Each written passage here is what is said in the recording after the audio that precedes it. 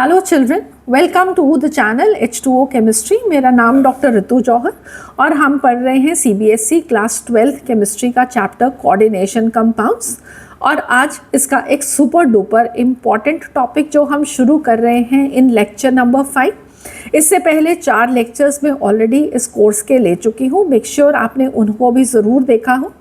आज का लेक्चर बहुत बहुत इम्पॉर्टेंट, हम शुरू कर रहे हैं आइसोमेरिज्म इन कोऑर्डिनेशन कंपाउंड्स, जिसमें से अगेन बहुत सारे क्वेश्चन पूछे जाते हैं आपके जेई नीट के एग्जामिनेशन के लिए। और इनफैक्ट आज के इस लेक्चर में आप मेरे साथ 7 क्वेश्चन जेई और नीट के डिस्कस करने वाले हो, ठीक है। तो आपकी लर्निंग बहुत अच्छी रहे, आप बहुत अच्छा स्कोर करो, आपका हर एक कंसेप्ट बिल्कुल क्लियर हो, ये मेरा टारगेट है आपकी इन लेक्चर्स के थ्रू, ठीक है। तो चलें पढ़ाई शुरू करते हैं स्ट्रक्चरल आइसोमेरिज्म के बारे में। तो जैसे मेरे NCERT बेस्ड ये सब लेक्चर्स हैं, तो हम NCERT टेक्स्ट बुक को रीड करते हैं कंप्लीटली। तो इसमें जो हमने टॉपिक डिस्कस करना है वो है 5.4 isomerism in coordination compounds. But हम ये कंप्लीट नहीं पढ़ेंगे, यहाँ पे बेसिक आइसोमेरिज्म की डेफिनेशन गिवन है, ठीक है, वो मैं आपको कराऊंगी। फिर 2 तरह की आइसोमेरिज्म, स्टीरियो और स्ट्रक्चरल। स्ट्रक्चरल है जो कि हम आज डिस्कस करेंगे, ज्योमेट्रिकल आइसोमेरिज्म मेरा अगला लेक्चर, और ऑप्टिकल आइसोमेरिज्म मेरा उससे अगला लेक्चर। और मैं नहीं चाहूँगी कि आप इनमें से कोई भी एक लेक्चर मिस करो।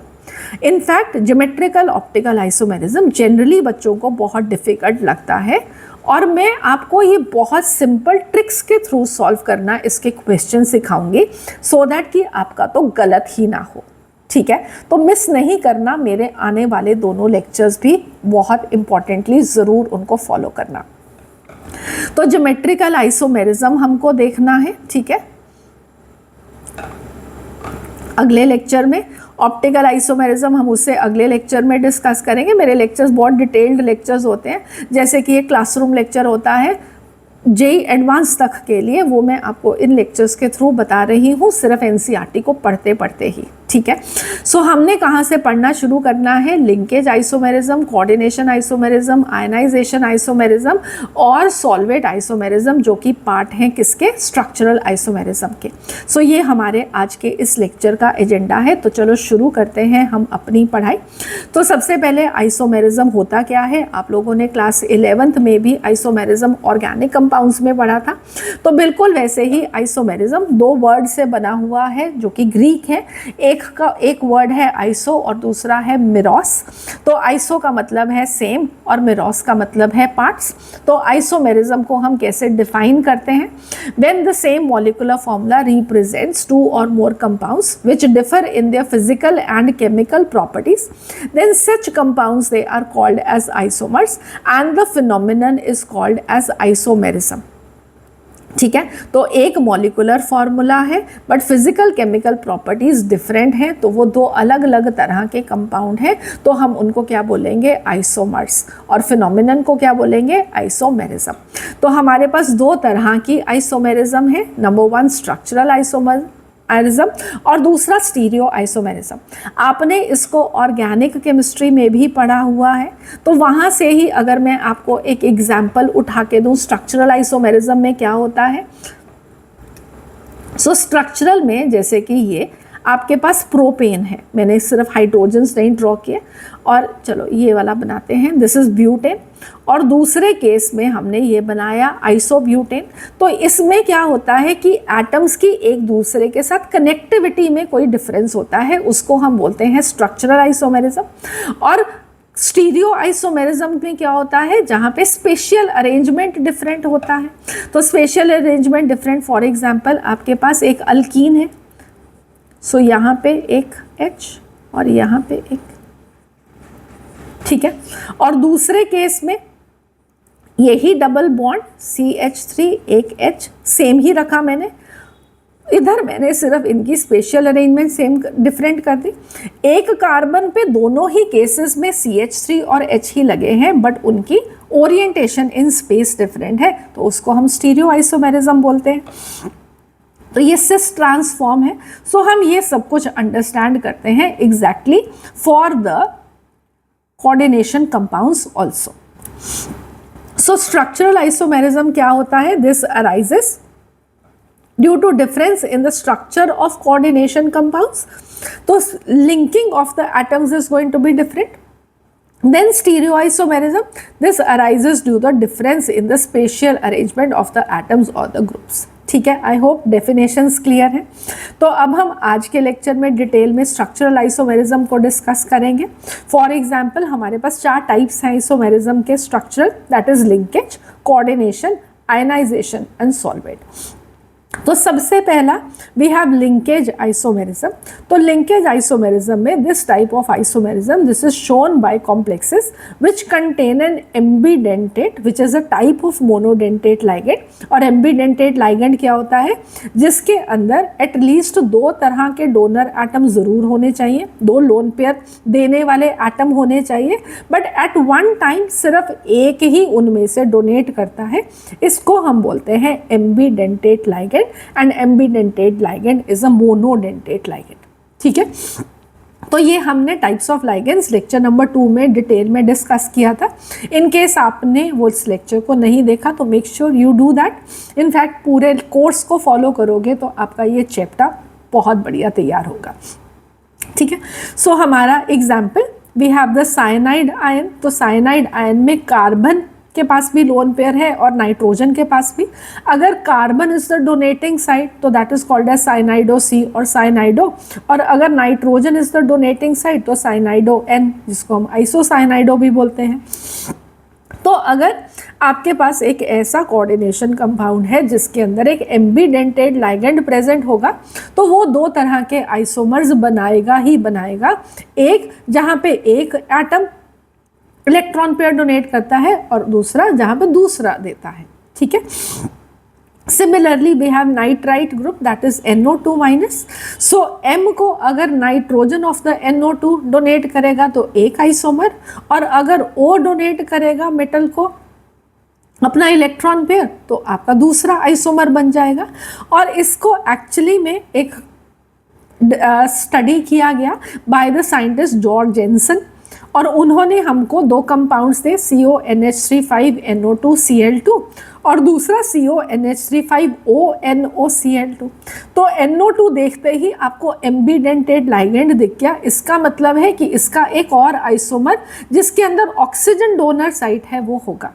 अब इन दोनों की प्रॉपर्टीज में डिफरेंस देखो. एक का aqueous solution this is yellow और दूसरे का रेड.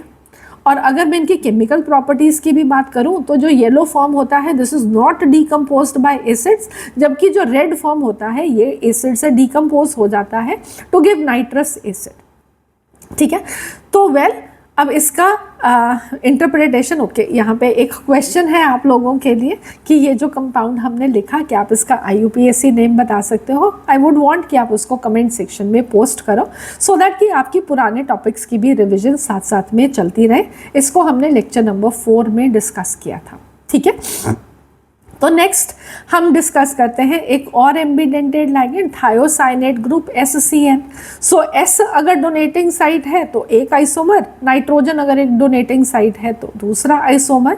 सो इस तरीके से इसका मतलब क्या है कि लिंकेज आइसोमेरिज्म में आपको क्या देखना है कि क्या एक एम्बीडेंटेड लाइगेंड प्रेजेंट है. अगर एम्बीडेंटेड लाइगेंड प्रेजेंट है तो उस कंपाउंड के 2 आइसोमर एग्जिस्ट कर सकते हैं. ठीक है, सो लिंकेज आइसोमेरिज्म को अब हम NCERT में से भी रीड कर लेते हैं सो दैट कि आपको पता हो कि हमने सब कुछ पढ़ लिया. So linkage isomerism arises in coordination compound containing ambidentate ligand. A simple example is provided by complexes containing the thiocyanate ligand NCS negative, which may bind through the nitrogen to give MNCS or through sulfur to give MSCN. George Jensen discovered such behavior in the complex CONH3 NO2Cl2, जो मैंने आपको बता भी दिया, जो कि obtain होता है रेड फॉर्म में जहाँ पे nitrite ligand is bound through the oxygen, और जहाँ पे वो नाइट्रोजन की तरफ से बाउंड होता है that is the yellow form. ठीक है, सो नाइट्रोजन वाला येलो फॉर्म और ऑक्सीजन वाला रेड फॉर्म. डन. सो ये एग्जैक्टली हमने सब कुछ पढ़ लिया. सो मूव करते हैं नेक्स्ट पे, that is coordination isomerism. So this type of isomerism is shown by the compounds which contain both cationic and anionic complex entity and is a result from the interexchange of ligands between the two complex ions. इसका मतलब क्या है? इसका मतलब ये है कि आपके पास एक कोऑर्डिनेशन कंपाउंड में एक कैटायन होता है, एक एनायन होता है, ठीक है। अब अगर आपका कैटायन और एनायन दोनों ही एक कोऑर्डिनेशन एंटिटी हैं, एक कॉम्प्लेक्स है अपने आप में, तो वहाँ पे जो आइसोमेरिज्म आप देखोगे that is called as coordination isomerism, जहाँ पे एक्सचेंज किसका होगा? The ligands between the two complexes, ठीक है। तो let us see the example and understand. हमारे पास है CONH36 और CrCN6, ठीक है। तो यहाँ पे आप देख रहे हो कि कोबाल्ट अमोनिया के साथ लाइगेंड कर रहा है और क्रोमियम के साथ साइनाइड, ठीक है।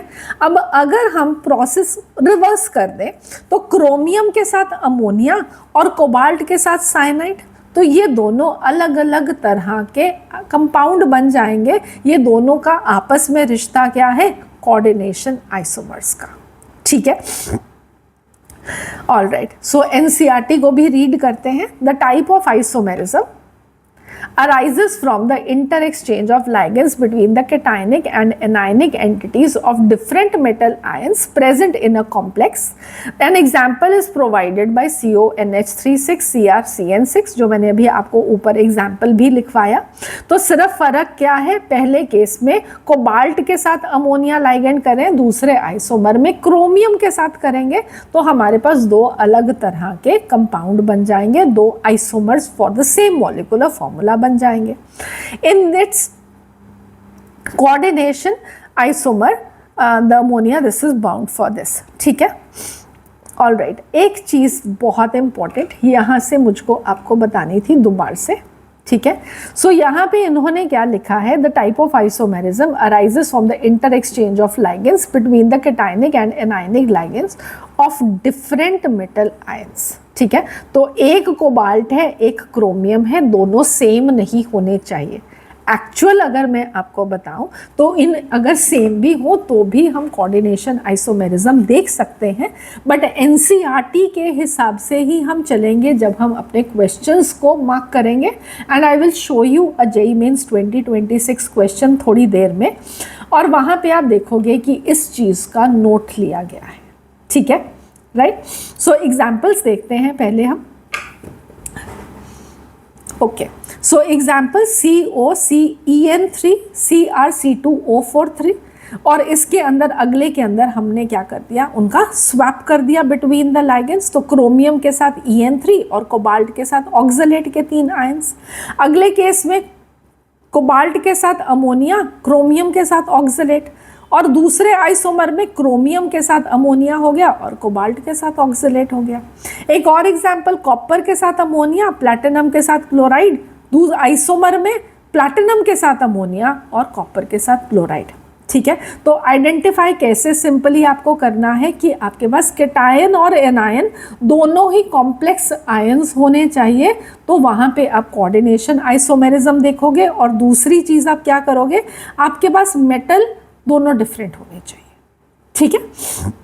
So it can be an exchange of the ligands also. ऐसा नहीं है सिर्फ कि आपने सारे के सारे लाइगेंड्स का एक्सचेंज करना है, बीच में से एक दो का भी हो सकता है, जैसे कि CONH36 CrCl6। तो इस केस में अगले में क्या है? CONH35Cl, इधर से एक Cl इधर चला गया और एक अमोनिया इधर चला गया, तो वो भी एक दूसरे के कोऑर्डिनेशन आइसोमर्स ही हैं, ठीक है। अब जो मैं आपको बता रही थी कि आइसोमेरिज्म कोऑर्डिनेशन वहाँ पे भी हो सकती है जहाँ पे मेटल का एटम सेम भी है, ठीक है। So this is not right according to JEE and NEET, ठीक है। आपको अपने एग्जामिनेशन के लिए ये याद रखना है कि मेटल के एटम दोनों कोऑर्डिनेशन स्फीयर्स में डिफरेंट होने चाहिए, बट अदरवाइज एक्चुअली में दे कैन एग्जिस्ट। तो ये एग्जाम्पल है उसका।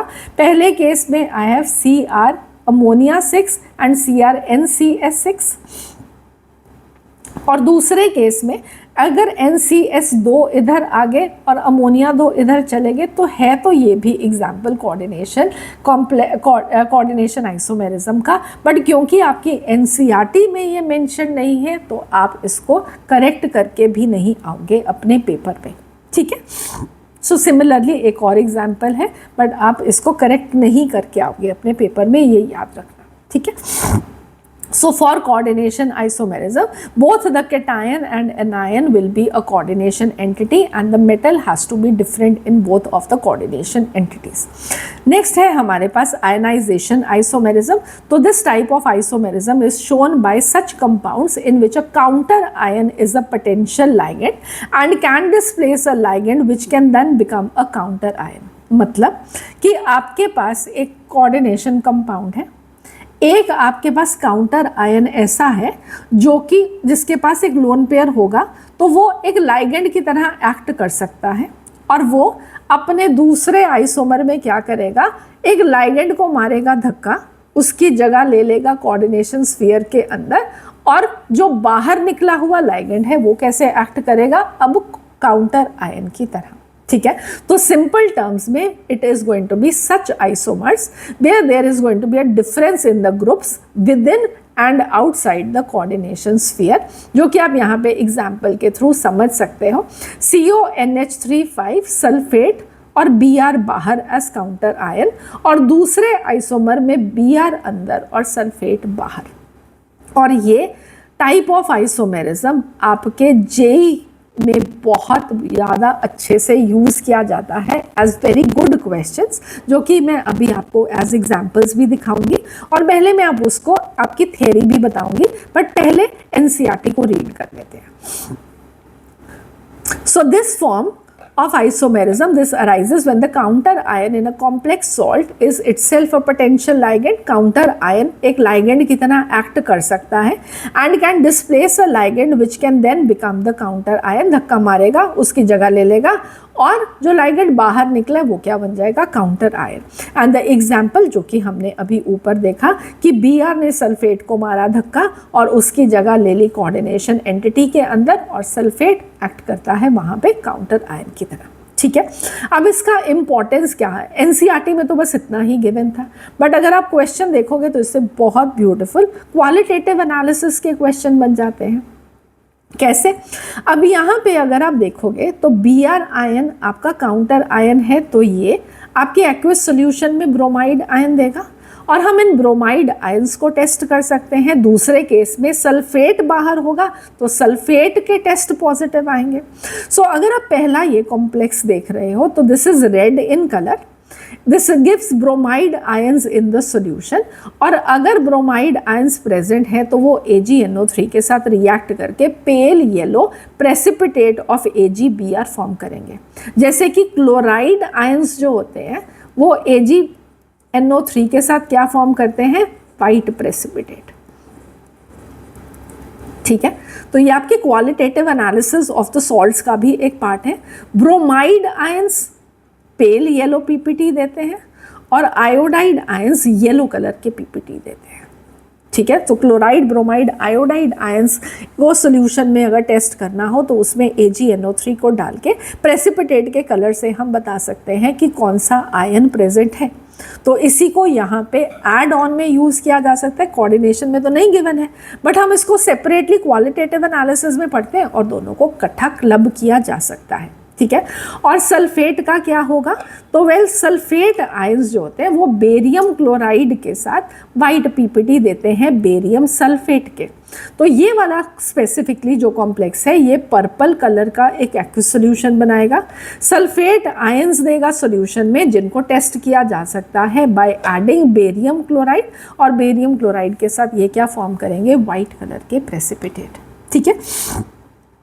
और एग्जाम्पल आप देख सकते हो PTNH3 तो यहाँ पे अगेन ब्रोमाइड आयंस हैं तो ब्रोमाइड आयंस एक्वस सॉल्यूशन में जाएंगे, AgNO3 डालोगे तो पेल येलो PPT बनेंगे, जबकि दूसरे आइसोमर में NO2 है तो AgNO3 के साथ रिएक्शन नहीं होगा, no yellow PPT will be form और हम इन दोनों आइसोमर्स को डिफ्रेंशिएट कर सकते हैं।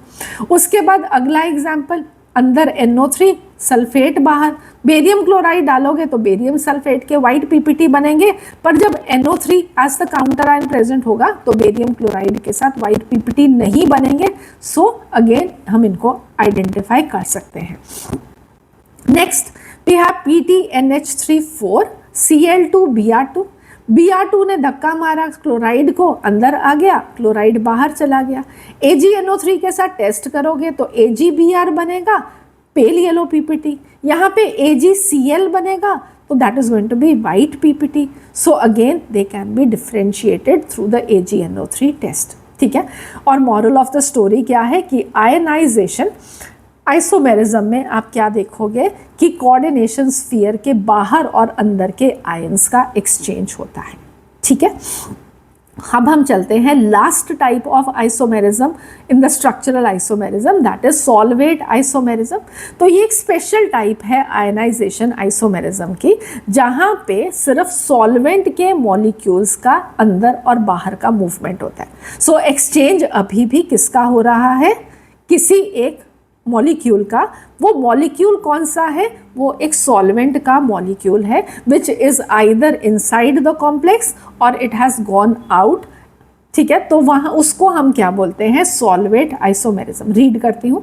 सो this is a special type of ionisation isomerism which arises on account of solvent molecules to appear in a variety of ways inside and outside the coordination sphere to give a number of solvate isomers. और अगर ये solvent water है तो हम इसको बोलते हैं hydrate isomerism. तो एग्जाम्पल देखते हैं जो कि आपकी NCERT में गिवन है और जेई में पूछा हुआ क्वेश्चन भी है। सो CrH2O6 Cl3, यहाँ पे 6 वाटर मॉलिक्यूल्स एज लाइगेंड है, सॉल्यूशन का कलर वायलेट है। अगला CrH2O5 Cl, एक वाटर मॉलिक्यूल बाहर चला गया एज वाटर ऑफ क्रिस्टलाइजेशन और इस सॉल्यूशन का कलर पेल ग्रीन। अगले में CrH2O4 Cl2, एक Cl बाहर और 2 H2O बाहर as water of crystallisation, solution का कलर डार्क ग्रीन। तो हमारे पास इन तीनों को क्या बोलेंगे, एक दूसरे के आइसोमर्स। इसके अंदर भी क्या हुआ है, एक वाटर के मॉलिक्यूल और क्लोराइड आयंस का इन एंड आउट मूवमेंट हुआ है, क्योंकि वाटर का मूवमेंट हो रहा है जो कि सॉल्वेंट है और उसको बैलेंस करने के लिए काउंटर आयंस अंदर गए हैं। तो हम इसको एक special type of ionisation isomerism बोलते हैं, दैट इज हाइड्रेट आइसोमेरिज्म।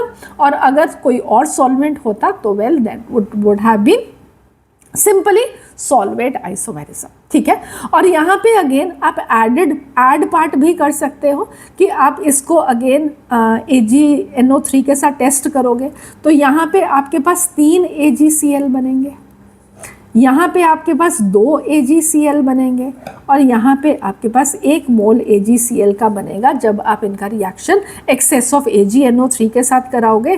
तो अगेन ये भी रिलेट किया जा सकता है, इलेक्ट्रिकल कंडक्टिविटी भी रिलेट किया जा सकता है।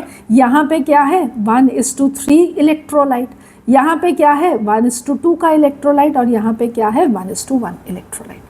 ठीक है, I hope this is clear. So ये सारी चीज़ें हम लोगों ने ऑलरेडी पिछले लेक्चर्स में डिस्कस कर ली हुई हैं। सो आई होप आप लोगों को इसका अच्छे से समझ में आ गया। ये हमने वर्नर्स थ्योरी के अंदर डिस्कस किया था। ठीक है,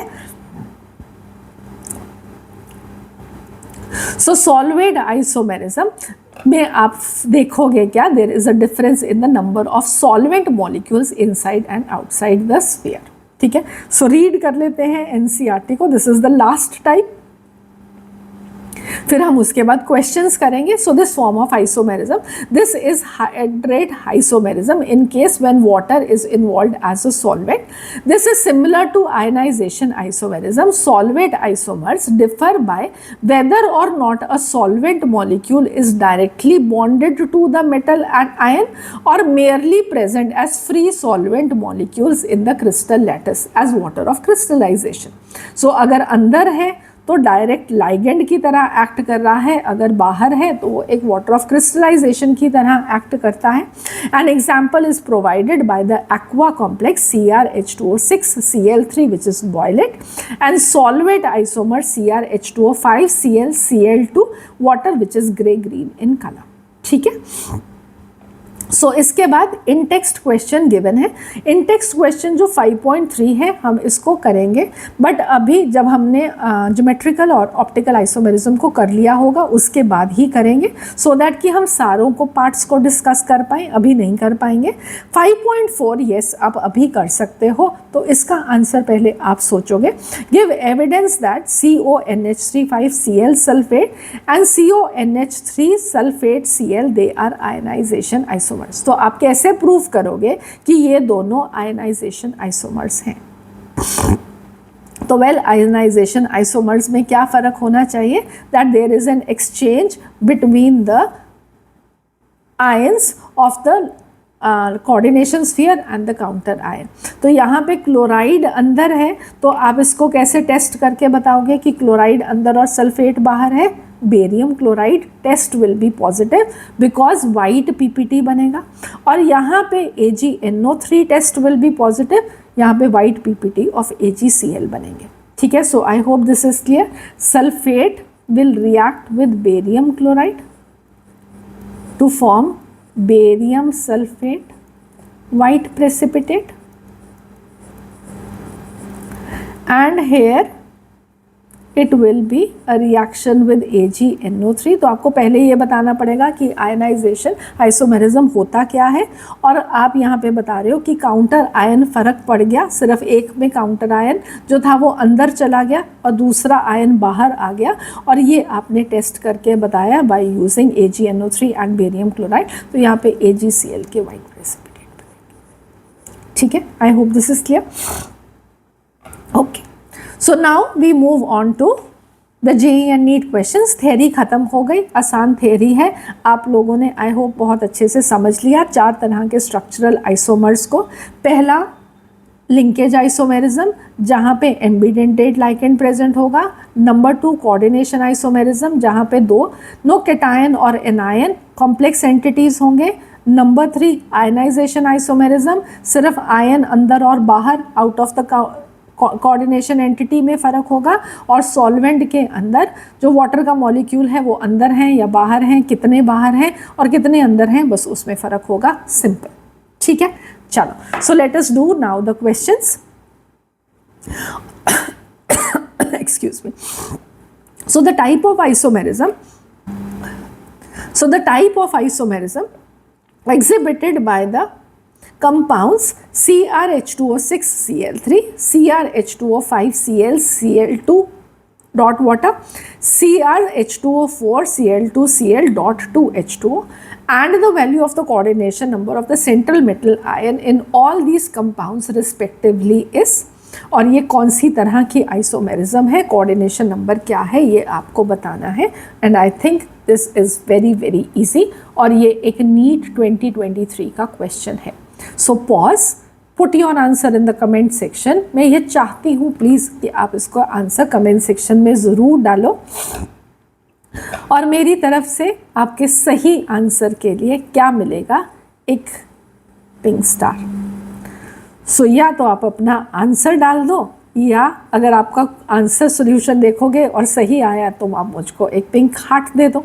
ठीक है, सो आई होप कुछ तो आप ज़रूर करने वाले हो। I am putting so much effort for you, इतना तो बनता है कि आप एटलीस्ट मुझको एक पिंक हार्ट तो दे ही सकते हो। ठीक है, चले, चलो आंसर क्या होगा। So the correct answer is going to be there is movement of water that we are seeing inside and outside. So क्या होगा, well it is going to be solvate isomerism. ठीक है, और फिर उसके बाद आपको कोऑर्डिनेशन नंबर बताना है। तो वेल कोऑर्डिनेशन नंबर 6 वैसे तो और कोई चॉइस ही नहीं बनती है, बट आप गिन भी सकते हो 6 लाइगेंड, यहाँ पे 5+1 6 लाइगेंड, यहाँ पे 5+1 6 ligand. So the coordination number is 4। So the correct option is 4th। ठीक है, सो आई होप ये आप यहाँ पे देख भी सकते हो, आपको क्लियर हो गया। So moving on to the next question. ये क्वेश्चन है नीट का 2024 का क्वेश्चन, और इसमें आपकी सारी स्ट्रक्चरल आइसोमेरिज्म टेस्ट हो रही है by a matching type of question. आपको 4 कंपाउंड्स गिवन हैं और आपको साथ में टाइप्स ऑफ आइसोमेरिज्म गिवन है, आपको इनको मैच करना है। Pause and give the correct answer. So I hope आप लोगों ने अपना करेक्ट आंसर चूज़ कर लिया है और अगर वो सही हुआ तो आप क्या देने वाले हो मुझको? एक पर्पल हार्ट, एक पिंक हार्ट, एक पर्पल हार्ट। ठीक है, 7 क्वेश्चन है, मुझे 7 तरह के हार्ट्स चाहिए जितनों पे आपका आंसर सही हुआ। ठीक है, तो वेल इसका आंसर देखें अब। सो पहले एग्जाम्पल में आप क्या देख सकते हो कि NO2 प्रेजेंट है, तो मेरा सबसे पहला थॉट जब भी मुझे एक एम्बीडेंटेट लाइगेंड दिखाई दे तो मेरा लिंकेज आइसोमेरिज्म पे ध्यान जाना चाहिए। सो मेरा A का 2, ठीक है, सो A का 2 कहाँ पे प्रेजेंट है? A का 2 यहाँ पे प्रेजेंट है और A का 2 यहाँ पे प्रेजेंट है। ये मेरा आंसर नहीं हो सकता, ये मेरा आंसर नहीं हो सकता अभी के लिए। ठीक है, चलो उसके बाद हम नेक्स्ट चेक करते हैं C और D में से आपके पास यहाँ पे आपको SO4 और Br दिखाई दे रहा है। तो अभी आपने एग्जाम्पल में किया Br अंदर और सल्फेट बाहर, कौन सी तरह की आइसोमेरिज्म? That is 3 ionisation isomerism. अगला वाला तो बहुत ही स्ट्रेट फॉरवर्ड है, जहाँ पे भी दिखाई दे आप उसको वहाँ पे चेक कर सकते हो कि दोनों कोऑर्डिनेशन एंटिटीज़ हैं, तो ये तो कोऑर्डिनेशन आइसोमेरिज्म ही शो करेगा। So this is 4। So B का 3, C का 4, तो ये भी गलत हो गया, मेरा करेक्ट ऑप्शन यही है। और यहाँ पे वाटर प्रेजेंट है, तो यह कौन सा आइसोमेरिज्म होगा? Solvate isomerism. ठीक है, I hope this is clear. आसान था, आप सबसे हो गया, तो पर्पल हार्ट बनता है। चलो, I am really hoping that you are giving it to me. So ये हमारा C आंसर है। Moving on to the next question, और next question is a JEE, sorry,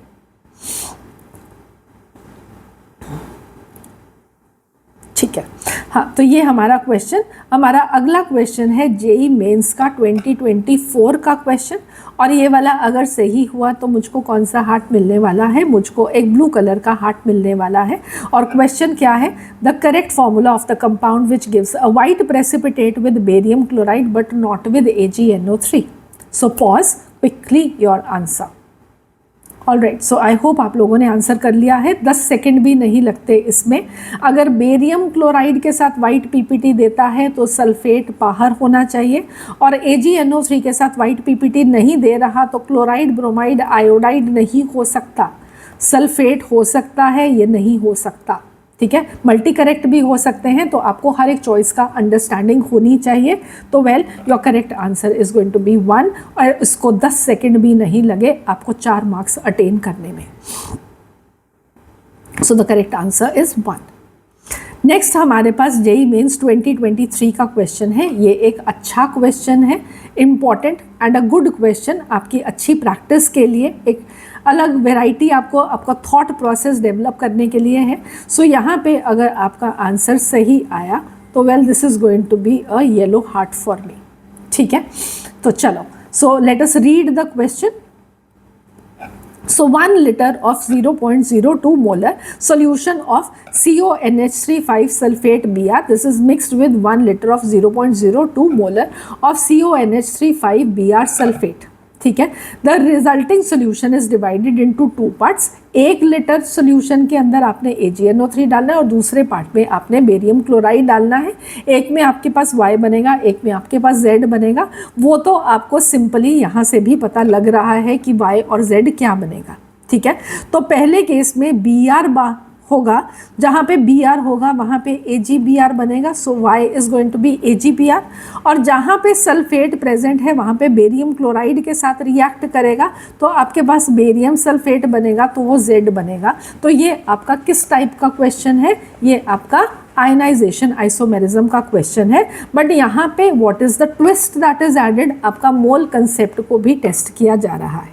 ठीक है, तो मोल कंसेप्ट का ये क्वेश्चन हम कैसे करेंगे? Now let us understand that. So actually में प्लीज, मैंने आपको बोला नहीं कि आप पॉज करो, तो आप पहले पॉज करके इस क्वेश्चन को खुद से ट्राई कर लो, सो दैट कि आपको समझ में हो कि आपने अगर गलती भी की तो कहाँ पे की, वो मोल कंसेप्ट में करोगे। ठीक है, मोल concept should be very good for you people, इस तरीके से उसको यूज़ किया जा सकता है। चलो, सो अगर आप लोगों ने कर लिया तो let me do it. We have CONH3 sulphate and Br, and on the other side we have CONH3 Br and sulfate outside.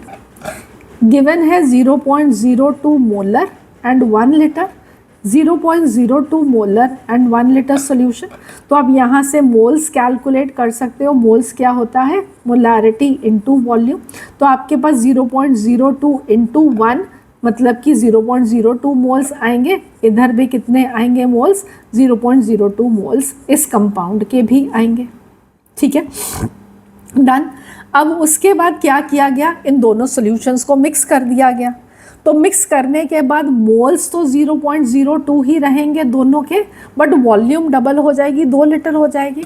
So what will I have is 0.02 moles in 2 litre solution, और इधर भी 0.02 moles इन 2 litre solution. फिर आपने solution को आधा कर दिया। आधा कर दिया तो मतलब कि आपकी वॉल्यूम भी आधी होगी और आपके मोल्स भी आधे हो गए। सो 1 लीटर में कितने मोल्स होंगे? 0.01 मोल्स। इधर भी 1 लीटर में कितने मोल्स होंगे? 0.01 मोल्स। समझ में आ गया? अब आपने इसके अंदर अगर AgNO3 को डाला है तो AgNO3 1 मोल ब्रोमाइड आयंस के Ag प्लस के साथ रिएक्ट करके AgBr फॉर्म करेंगे। So this is 0.01 moles and this will be also 0.01 moles, and what will be formed? 0.01 moles of AgBr. So this is one part. दूसरे case में आपके पास sulphate ions है, तो sulphate ions ने barium ions के साथ react करना है। तो इधर भी हमारे पास 0.01 मोल्स है, बेरियम सल्फेट के 0.01 मोल्स के साथ रिएक्ट करके बेरियम सल्फेट के भी 0.01 मोल्स बनेंगे। ठीक है, so what is your answer going to be? Your answer is Y के भी 0.01 मोल्स और Z के भी 0.01 moles. So your correct answer is going to be C choice. ठीक है, यहाँ पे डिटेल्स लिखी भी हुई हैं, आप देख सकते हो, बट हमने क्वेश्चन को स्टेप बाय स्टेप सॉल्व किया है। तो आई होप आप लोगों को कंसेप्ट बिल्कुल अच्छे से समझ में आ गया। ठीक है, so moving on to the 31st question. ये मेरा सेकेंड लास्ट क्वेश्चन है जो मैं आपके साथ डिस्कस करने लगी हूँ। सो ये एक जेई मेंस 2025 का क्वेश्चन है। कौन सा हार्ट दोगे आप मुझको? ग्रीन हार्ट दोगे? अभी तक हमने ग्रीन कलर नहीं यूज़ किया। ठीक है, सो let us do it a green heart. Okay, so green heart कब दोगे? अगर आपका आंसर सही आएगा तो एन ऑक्टाहेड्रल कॉम्प्लेक्स, या तो आंसर डालना या हार्ट देना, कुछ भी देना जो तुमको अच्छा लगे। So an octahedral complex having the molecular composition CONH35, Cl sulphate के 2 आइसोमर्स हैं A और B। A का सॉल्यूशन वाइट PPT देता है AgNO3 के साथ और B सॉल्यूशन देता है वाइट PPT बेरियम क्लोराइड के साथ। आई होप अब तो फटाफट से आप आंसर बता ही दोगे कौन सी तरह की आइसोमेरिज्म यहाँ पे शो हो रही है। 1 second. All right, so the correct answer is going to be ionisation isomerism. एक में sulphate as the counter ion और एक में chloride as the counter ion. Chloride होगा तो AgNO3 के साथ वाइट PPT, सल्फेट होगा तो बेरियम क्लोराइड के साथ वाइट PPT। ठीक है, सो एक छोटा सा टॉपिक, हर बार इतने सब क्वेश्चन आ रहे हैं। I think you people can now crack it. ठीक है, so the correct answer is ionisation isomerism. So last वाले पे आ गए हैं, और लास्ट वाले पे हमेशा मुझको क्या चाहिए होता है? एक रेड हार्ट, बिकॉज यहाँ पे हमने अपना टॉपिक बहुत परफेक्टली कंक्लूड करना है। So which of the following complexes will show coordination isomerism? JEE Mains 2026 का क्वेश्चन। सो आपके पास क्या है? फटाफट से आंसर में आप डालो। ठीक है, या आपका सही आंसर होगा तो बाहर डाल देना, पॉज। ऑल राइट, तो I am doing the question. तो कोऑर्डिनेशन आइसोमेरिज्म में पहली चीज़ क्या होनी चाहिए कि दोनों कैटायन और एनायन आपके कॉम्प्लेक्सेस होने चाहिए। तो हर एक केस में वो कंडीशन तो सही है। दूसरा कंडीशन क्या है? दूसरा कंडीशन था NCERT के हिसाब से metal should be different in both the cation and the anion. पहले केस में Ag प्रेजेंट है, गलत हो गया। दूसरे केस में कोबाल्ट और क्रोमियम सही है। कोबाल्ट कोबाल्ट गलत, FeCO सही, COFE सही. So the correct option is going to be B, D and E. So the second option is correct. और अगर आपने इसको सही किया है तो you must put a red heart now. ठीक है, ठीक है. So B, D, E is the correct answer. And this brings me to the end of my lecture. I hope आप लोगों ने अच्छे से समझ लिया स्ट्रक्चरल आइसोमेरिज्म को और आप अगले लेक्चर के लिए तैयार हो जब यहाँ पे हमने ज्योमेट्रिकल आइसोमेरिज्म को पढ़ना है और किस तरीके से बहुत सिंपल ट्रिक के साथ, सो दैट कि आप उसके हर क्वेश्चन को सही कर सको. So follow me for the upcoming lecture. God bless you. Happy learning. Bye bye.